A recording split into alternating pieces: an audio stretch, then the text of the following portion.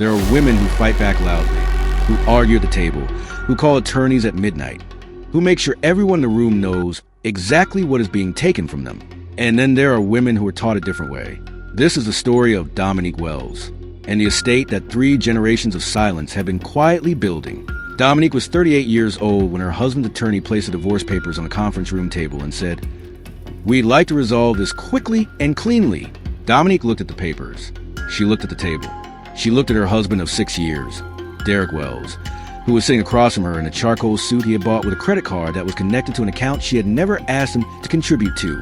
She picked up the pen. She read every page. Not because she was uncertain.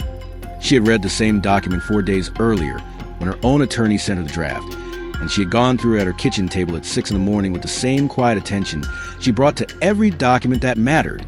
She read again now because she believed that the things you signed deserved to be read, and because she was in no hurry.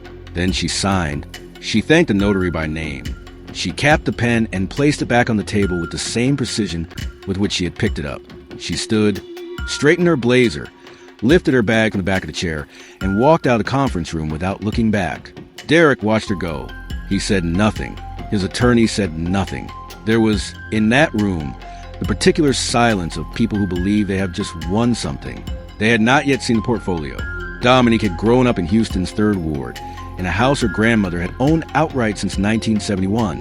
Her grandmother, Estelle Washington, had been a woman of few words and precise habits. She had worked as a seamstress, then as a bookkeeper, then as a quiet and largely invisible investor in Houston real estate at a time when black women were not supposed to be buying anything. She had bought anyway. She had bought in silence. The way you buy things when you understand that visibility invites resistance. Estelle had passed the house to Dominique's mother, and Dominique's mother had passed it, along with everything else Estelle had accumulated, to Dominique. By the time Dominique was 30, she had inherited not just a house, but the entire framework her grandmother had spent 4 decades constructing. Properties in Houston, Atlanta, and New Orleans, a private equity trust that Estelle had established in 1988 through an attorney named Patricia Moore, and a set of values about money that could be summarized in something Estelle used to say at the kitchen table. She used to say, "Build where they are not looking, because when they look, it will already be done." Dominique had never forgotten that. She had met Derek at a fundraising gala in Houston 6 years before. He was charming, well-connected in the city's social circles, and he moved through rooms with the confidence of a man who was used to being the most interesting person in them. She had liked that about him at first. She had liked that he was present, engaged, certain of himself. She had not yet understood the difference between confidence and entitlement. She would come to understand it slowly.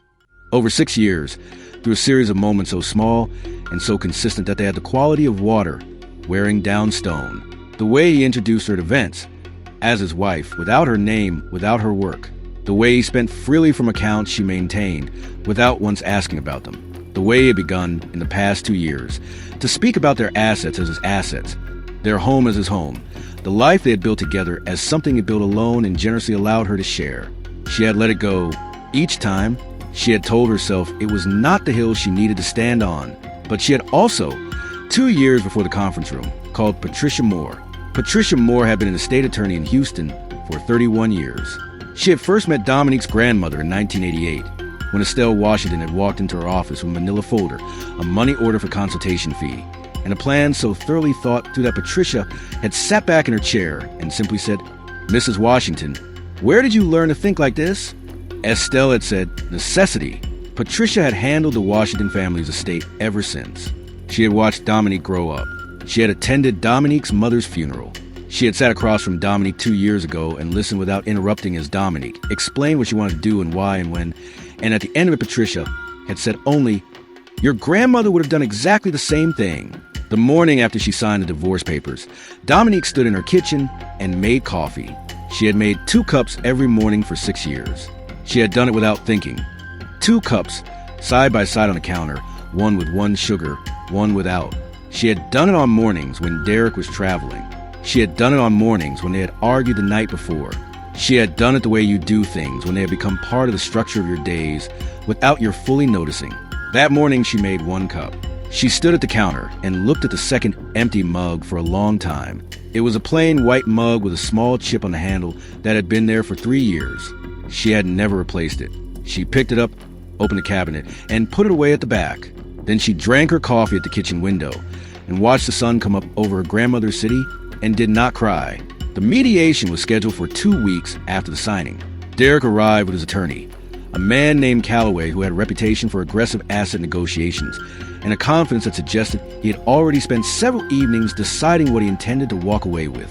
Calloway placed a document on the table within the first 10 minutes. It was a list of assets Derek was claiming as marital property. It was a long list.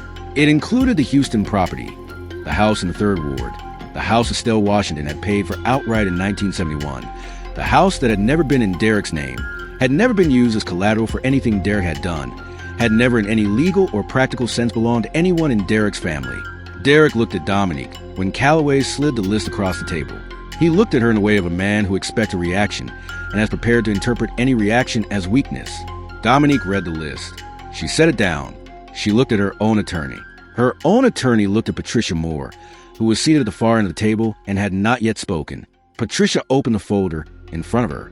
She had brought the full estate portfolio, every property, every trust document, every title, every deed, the complete and unbroken chain of ownership that ran from Estelle Washington in 1971 to Dominique Wells in the present day. Not one link which had ever passed through Derek Wells's name. She placed it in the center of the table. It was a thick document. It landed with a particular weight of something that has been building for a very long time. Calloway looked at it. He looked at Patricia. He said, "What is this?" Patricia said, "Everything your client believed he was entitled to half of, 14 properties across Texas, Georgia, and Louisiana, a private equity trust established in 1988 and maintained continuously since. Every asset titled in the name of Dominique Wells, inherited directly from the estate of her mother, Rose Washington Hayes, who inherited from Estelle Washington." She paused for exactly 1 second. "None of it is marital property. None of it was ever in your client's name. There is nothing to divide." The room was quiet. Derek looked at the folder. He looked at Calloway. He looked at the folder again. He looked at Dominique. Dominique was looking at Patricia. The mediation concluded 40 minutes later. Calloway asked for a recess to review the documents. The review did not change the documents.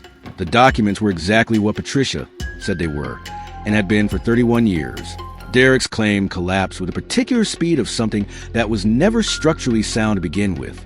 Derek called Dominique 3 times that evening. She did not answer. He called twice the next morning. She did not answer.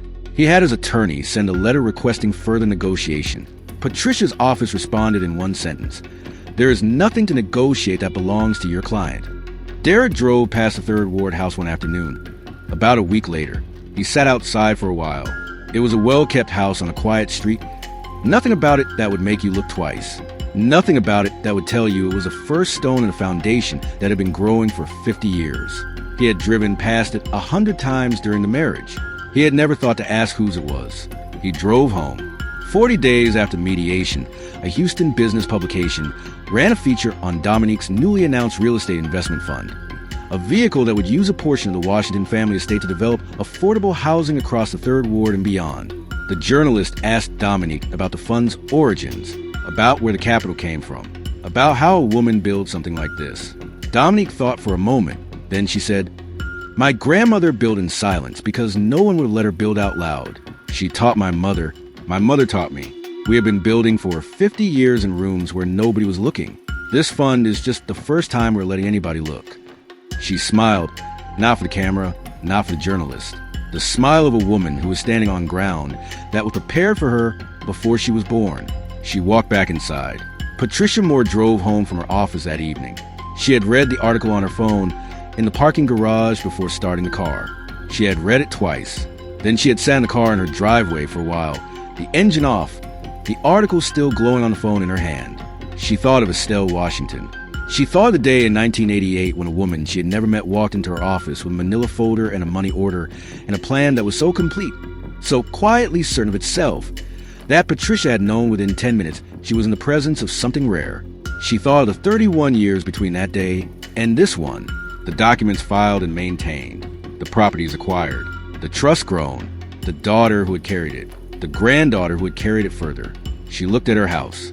The lights were on inside. She could see her own kitchen window from the driveway. She thought, Estelle knew this day was coming. She built toward it without ever saying so. She built it for a girl who had not yet been born, in a city that was not yet ready to acknowledge what she was doing. She always knew, if this story stayed with you, share it with someone who comes from a long line of people who built in silence. And tell me in the comments, who do you think deserves the most credit, Dominique or her grandmother Estelle? I will see you in the next story.